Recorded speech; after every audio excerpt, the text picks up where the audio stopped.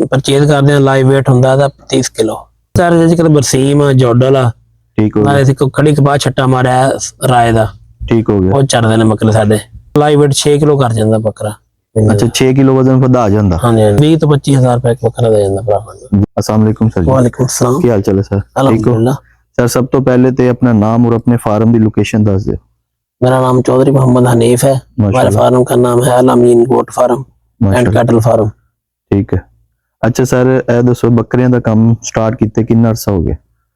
10 साल तो कर रहे हैं बकरियां का काम। ਮਾਸ਼ਾਅੱਲਾ ਸਰ ਫਿਰ ਤੇ ਕਾਫੀ ਤਜਰਬਾ ਹੋ ਗਿਆ ਹੋਵੇਗਾ। जी जी। ਅੱਛਾ ਸਰ ਇਹ ਦੱਸੋ ਕਿ ਆਪਣੇ ਕੋਲ ਕਿਹੜੀ ਨਸਲ ਦੇ ਬੱਕਰੇ ਆ ਇਸ ਟਾਈਮ? बीतल नस्ल के बकरे है, ठीक है देसी नस्ल के बकरे है, ठीक है। साहिवाल नस्ल के। ਸਾਈਵਾਲ लैलपुरी। ਬੀਤਲ ਔਰ ਦੇਸੀ हाँ जी ਲੈਲਪੁਰੀ। लैलपुरी। ਬਿਹਤਰ ਨਸਲ ਕਿਹੜੀ ਤੁਹਾਨੂੰ ਲੱਗੀ ਇਹਨਾਂ ਚੋਂ? लैलपुरी नस्ल बेहतर है। ਲੈਲਪੁਰੀ ਬਿਹਤਰ ਉਹਦੀ ਵਜ੍ਹਾ ਕੀ ਹੈ? वजन अच्छा करते हैं, विकते रेट शेट सही मिल जाता इन्हां दा। ਅੱਛਾ ਰੇਟ ਵੀ ਸਹੀ ਮਿਲਦਾ। ਤੇ ਸਰ ਮੈਕਸਿਮਮ ਜਦੋਂ ਤੁਸੀਂ ਮੰਡੀ ਚੋਂ ਪਰਚੇਜ਼ ਕਰਦੇ ਹੋ जी ਤੇ ਕਿੰਨੇ ਤੱਕ ਦਾ ਵਜ਼ਨ ਜਿਹੜਾ ਹੁੰਦਾ ਹੈ ਜਾਨਵਰ ਦਾ ਜਦੋਂ ਲੈਂਦੇ? तकरीबन जो परचेज करते हैं लाइव वेट होंगे 30 किलो। 30 ਕਿਲੋ। हाँ जी हाँ जी 30 ਕਿਲੋ ਦਾ ਇੱਕ ਬੱਕਰਾ ਹੁੰਦਾ ਜਦੋਂ ਤੁਸੀਂ ਖਰੀਦਦੇ ਹੋ जी ਤੇ जी। ਉਹ ਮੈਕਸਿਮਮ ਕਿੰਨੇ ਕੁ ਤੱਕ ਦਾ ਮਿਲ ਜਾਂਦਾ? तकरीबन 30 किलो का बकरा मिल जाना सानू 25,000 रुपए का। 25,000 ਦਾ। हाँ जी। ਤੇ ਸਰ ਮੰਡੀ ਕਿਹੜੀ ਕਰਦੇ ਹੋ ਜ਼ਿਆਦਾਤਰ? मुल्तान मंडी, दुनिया भर मुल्तान मंडी, मंडी। मुल्तान मंडी और दुनिया भर मंडी। ਦੁਨੀਆਪੁਰ ਮੰਡੀ। ਠੀਕ ਹੋ ਗਿਆ। ਅੱਛਾ ਸਰ ਉਹ ਜਦੋਂ ਤੁਸੀਂ ਬੱਕਰਾ ਫਾਰਮ ਤੇ ਲੈ ਆਏ जी ਤੇ ਸਭ ਤੋਂ ਪਹਿਲੇ ਇਹਨਾਂ ਦਾ ਕੀ ਟ੍ਰੀਟਮੈਂਟ ਕਰਦੇ ਹੋ? एडवर्मिंग करी थी इन्हां दी ना। ਅੱਛा पेट ਦੀ हाँ ਸਫਾਈ पेट दे ਕਰਦੇ कीड़े ਹੋ? वास्ते जी। ਠੀਕ ਹੈ। ਉਹ ਸਰ ਕੋਈ ਮੈਡੀਸਨ ਵਗੈਰਾ ਹੁੰਦੀ ਹੈ? हाँ मेडिसिन होंदी है। ਖੁਦ ਕਰਦੇ ਹੋ ਜਾਂ ਡਾਕਟਰ ਸਾਹਿਬ ਕੋਲੋਂ ਕਰਵਾਉਂਦੇ ਹੋ? आप भी कर लेती, डॉक्टर साहब भी आ जाते हैं। ਠੀਕ ਹੋ ਗਿਆ। ਅੱਛਾ ਸਰ ਡਿਵਰਮਿੰਗ ਕਰਵਾਉਣ ਤੋਂ ਬਾਅਦ ਕਿਹੜੀ ਚੀਜ਼ ਇਹਨਾਂ ਨੂੰ ਫਸਟ ਦਿੰਦੇ ਹੋ? ਅਸੀਂ ਪਹਿਲਾਂ ਵੰਡਾ ਨੋਵਾਨ ਕੰਪਨੀ ਦਾ ਵੰਡਾ ਦੇ ਰਹੇ ਇਹਨਾਂ ਨੂੰ ਅਸੀਂ। ਨੋਮਾਨ ਕੰਪਨੀ ਦਾ? ਨੋਵਾਨ। ਨੋਵਾਨ। ਹਾਂ ਨੋਵਾਨ ਠੀਕ ਹੋ ਕੰਪਨੀ ਦਾ ਗਿਆ। ਵੰਡਾ ਦੇ ਰਹੇ ਹਾਂ। ਠੀਕ ਹੈ। ਉਸ ਤੋਂ ਇਲਾਵਾ ਨਾਲ ਆਪਣਾ ਚਾਰਾ ਸਬਜ਼ ਚਾਰਾ ਦੇਈਦਾ, ਸੈਲਜ ਬਣਾਇਆ ਸੀ ਆਪਣਾ। ਅੱਛਾ ਸੈਲਿਜ ਵੀ ਦਿੰਦੇ ਉਹਨਾਂ ਨੂੰ? ਹਾਂਜੀ ਸੈਲਜ ਬੱਕਰਿਆਂ ਨੂੰ? ਦੇਈਦਾ। ਹਾਂਜੀ ਹਾਂਜੀ। ਅੱਛਾ ਇਹ ਸਰ ਫਸਟ ਟਾਈਮ ਦੇਖਿਆ ਸੀ ਕਿ ਬੱਕਰਿਆਂ ਨੂੰ ਸੈਲਿਜ ਦਿੱਤਾ ਨਹੀਂ ਜਾਂਦਾ? ਬੱਕਰੇ ਸਾਰੇ ਸ਼ੁਰੂ ਤੋਂ ਬੱਕਰੇ ਸੈਲਜ ਖਾ ਰਹੇ ਆ। ਅੱਛਾ ਸਰ ਆਪਣਾ ਸੈਲਜ ਦਾ ਕੰਮ ਵੀ ਹੈ ਨਾਲ। ਸੈਲਿਜ ਉਹੀ ਹੈ ਜਿਹੜਾ ਤੁਸੀਂ ਆਪਣੀਆਂ ਮਕਈ ਦਾ। ਜਾਨਵਰਾਂ ਨੂੰ ਵੱਡੇ ਜਾਨਵਰਾਂ ਹਾਂ ਨੂੰ ਵੱਡੇ ਦੇ ਜਾਨਵਰ ਦੇ ਨੇ ਉਹੀ ਸੈਲਜ। ਉਹੀ ਸੈਲਿਜ ਇਹਨਾਂ ਨੂੰ ਵੀ ਦਿੰਦੇ ਹੋ? ਜੀ ਜੀ। ਠੀਕ ਹੈ। ਉਹਦੇ ਨਾਲ ਕੋਈ ਇਸ਼ੂ ਨਹੀਂ ਆ ਰਿਹਾ ਤੁਹਾਨੂੰ? ਨਹੀਂ ਨਹੀਂ ਕੋਈ ਮਸਲਾ ਕੋਈ ਨਹੀਂ। ਥੋੜਾ ਦਿਨ ਨਾ ਸੈਲਜ।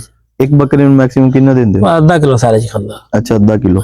ਉਸ ਤੋਂ ਇਲਾਵਾ ਸਬਜ਼ ਚਾਰੇ ਚ ਕਿਹੜੀ ਚੀਜ਼ ਇਸਤੇਮਾਲ ਸਬਜ਼ ਚਾਰੇ ਅੱਜ ਕੱਲ ਬਰਸੀਮ ਜੋਡਲ ਠੀਕ ਹੋ ਨਾਲੇ ਖੜੀ ਕਪਾਹ ਛੱਟਾ ਮਾਰਿਆ ਰਾਏ ਦਾ ਠੀਕ ਹੋ ਗਿਆ। ਉਹ ਚਰਦੇ ਨੇ ਬੱਕਰੇ ਸਾਡੇ।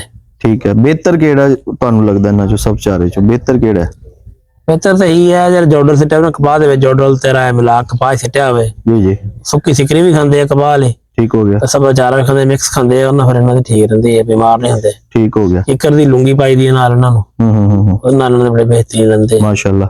ਅੱਛਾ ਸਰ ਜਿਹੜਾ ਤੁਸੀਂ ਵੰਡਾ ਔਰ ਇਹ ਸਭ ਚਾਰਾ ਇਸਤੇਮਾਲ ਕਰ ਰਹੇ ਹੋ ਇਹਦੇ ਵਿੱਚ ਤੁਹਾਨੂੰ ਮਹੀਨੇ ਦਾ ਤੁਸੀਂ ਅਗਰ ਕੋਈ weight ਸ਼ੇਡ ਕੀਤਾ ਹੋਏ ਤੇ ਇੱਕ ਬੱਕਰਾ ਮੈਕਸਿਮਮ ਇੱਕ ਮਹੀਨੇ ਕਿੰਨਾ ਕੁ ਵਜ਼ਨ ਵਧਾ? ਜਿੰਦਾ ਲਾਈਵ weight 6 ਕਿਲੋ ਕਰ ਜਾਂਦਾ ਬੱਕਰਾ। ਅੱਛਾ 6 ਕਿਲੋ ਵਜ਼ਨ ਵਧਾ ਜਾਂਦਾ ਹਾਂਜੀ ਹਾਂਜੀ ਤੁਹਾਡੇ ਵੰਡੇ ਨਾਲ ਤੇ ਜਿਹੜਾ ਚਾਰੇ ਸਬਜ਼ ਚਾਰੇ ਨਾਲ? ਜੀ ਜੀ। ਜ਼ਬਰਦਸਤ। ਅੱਛਾ ਸਰ ਹੁਣ ਕੋਈ ਐਸਟੀਮੇਟ ਕੱਢਿਆ ਤੁਸੀਂ ਕਿ ਇੱਕ ਜਾਨਵਰ ਜਿਹੜਾ ਉਹ ਤੁਹਾਡਾ ਖਰਚਾ ਕਿੰਨਾ ਕਰਵਾ ਰਿਹਾ? ਤਕਰੀਬਨ ਮਹੀਨੇ ਦਾ ਖਰਚਾ ਹੈ ਜਾਨਵਰ ਦਾ 2000 ਰੁਪਏ। ਅੱਛਾ ਪੂਰੇ ਮਹੀਨੇ ਦਾ? ਮਹੀਨੇ ਦਾ 6000 ਰੁਪਏ ਦਾ ਵਜ਼ਨ ਵਧਾ ਜਾਂਦਾ ਉਹ। ਅੱਛਾ ਜ਼ਬਰਦਸਤ। ਯਾਨੀ ਕਿ 2000 ਰੁਪਏ ਮਹੀਨਾ ਖਰਚਾ ਤੇ 6000 ਦੇ ਹਿਸਾਬ ਨਾਲ ਉਹ ਆਪਣਾ ਗਰੋਥ ਕਰ ਰਿਹਾ ਮਹੀਨੇ ਦੀ। ਹਾਂਜੀ ਹਾਂਜੀ ਠੀਕ ਹੋ ਗਿਆ। ਅੱਛਾ ਸਰ ਜਦੋਂ ਤੁਸੀਂ ਹੁਣ ਸੇਲ ਕਰਦੇ ਹੋ ਜਾਨਵਰ ਨੂੰ ਜੀ ਜੀ। ਉਦੋਂ ਤੁਸੀਂ ਡੇਰੇ ਤੇ ਕਰ ਰਹੇ ਹੋ ਜਾਂ ਮਾਰਕੀਟ? ਇਹਨਾਂ ਦੇ ਫਾਰਮ ਤੇ ਸੇਲ ਅਸੀਂ ਕੰਡਾ ਲਾਇਆ ਹੈ ਤੋਲ ਕੇ ਸੇਲ ਕਰਦੇ ਹਾਂ। ਠੀਕ ਹੋ ਗਿਆ ਮਾਸ਼ਾਅੱਲਾ। ਅੱਛਾ ਸਰ ਸਾਡੇ ਕੋਈ ਨਿਊ ਵੀਵਰਸ ਅਗਰ ਇਹ ਕੰਮ ਸਟਾਰਟ ਕਰਨ ਜੀ ਉਹਨਾਂ ਨੂੰ ਕੀ ਮਸ਼ਵਰਾ ਦਿਓਗੇ ਕਿ ਉਹ ਸਟਾਰਟਿੰਗ ਲਈ ਕਿਹੜੀ ਕਿਹੜੀ ਚੀਜ਼ ਉਹਨਾਂ ਨੂੰ ਜ਼ਰੂਰ ਸਿੱਖਣੀ ਚਾਹੀਦੀ ਹੈ ਰੱਖਣੀ ਚਾਹੀਦੀ ਉਹ ਕਿਹੜੀ ਚੀਜ਼ ਹੋਣੀ ਚਾਹੀਦੀ? ਬਸ ਫਾਰਮ ਬਣਾਉਣਾ ਆਪਣਾ ਪਹਿਲੇ ਸਾਰਿਆਂ ਨੂੰ ਪਹਿਲੇ। ਠੀਕ ਹੋ ਗਿਆ। ਕਿਤੇ ਫਾਰਮ ਤੇ ਜਾ ਕੇ 2-4 ਫਾਰਮਾਂ ਤੇ ਚੱਕਰ ਮਾਰਨ ਲਾਉਣ ਜਾ ਕੇ ਠੀਕ ਹੋ ਗਿਆ। YouTube ਚੈਨਲ ਤੇ ਆਪਣਾ ਸਰਚ ਮਾਰ ਲੈਂਦਾ। YouTube ਤੇ ਹਰ ਸ਼ੈ ਮਿਲ ਜਾਂਦੀ ਹੈ। ਬਿਲਕੁਲ। ਅੱਛਾ ਸਰ ਜਦੋਂ ਤੁਸੀਂ ਮੰਡੀ 'ਚ ਜਾਂਦੇ ਹੋ ਜਾਨਵਰ ਖਰੀਦਣ ਲਈ ਉਸ ਟਾਈਮ ਜਾਨਵਰ ਕਿਹੜੀ ਕੁਆਲਿਟੀ ਦੇਖਦੇ ਹੋ ਕਿਹੜੀ ਚੀਜ਼ ਦੇਖਦੇ ਹੋ ਕਿ ਜਿਸ ਹਿਸਾਬ ਨਾਲ ਬਈ ਉਹਦੀ ਗਰੋਥ ਉਸ ਜਾਨਵਰ ਦੀ ਜ਼ਿਆਦਾ ਹੁੰਦੀ ਹੈ? ਸਭ ਤੋਂ ਪਹਿਲੇ ਜਾਨਵਰ ਸਿਹਤਮੰਦ ਹੋਣਾ ਚਾਹੀਦਾ। ਠੀਕ ਹੋ ਗਿਆ। ਅਕਸਰ ਲੋਕ ਬਿਮਾਰ ਬੱਕਰਾ ਦੇ ਜਾਂਦੇ ਆ ਦੇਖ ਕਰਨਾ ਕਿ ਬੱਕਰਾ ਸਿਹਤਮੰਦ ਹੋਵੇ ਨਸਲ ਸਾਰੀਆਂ ਚੱਲ ਜਾਂਦੀਆਂ ਕੋਈ ਡਫਾ ਨਹੀਂ। ਟੈਡੀ ਬੱਕਰਾ ਨਾ ਹੋਵੇ ਟੈਡੀ ਬੱਕਰਾ ਕੱਦ ਨਹੀਂ ਕਰਦਾ ਹੈਗਾ ਫਿਰ ਬੜਾ ਘੱਟ ਵਿਕਦਾ ਉਹਦਾ।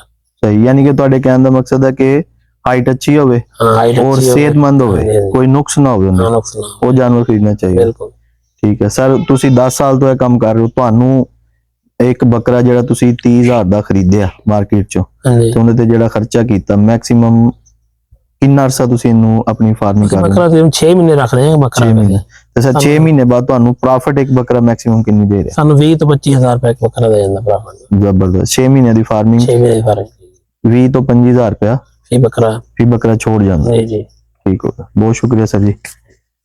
जी तो फ्रेंड्स ये थी आज की वीडियो। उम्मीद करते हैं आपको आज की वीडियो अच्छी लगी होगी। इंशाल्लाह नेक्स्ट वीडियो में आपके साथ मुलाकात करेंगे। तब तक अपने दोस्त शेख अब्बास को दीजिए इजाजत। अल्लाह हाफिज।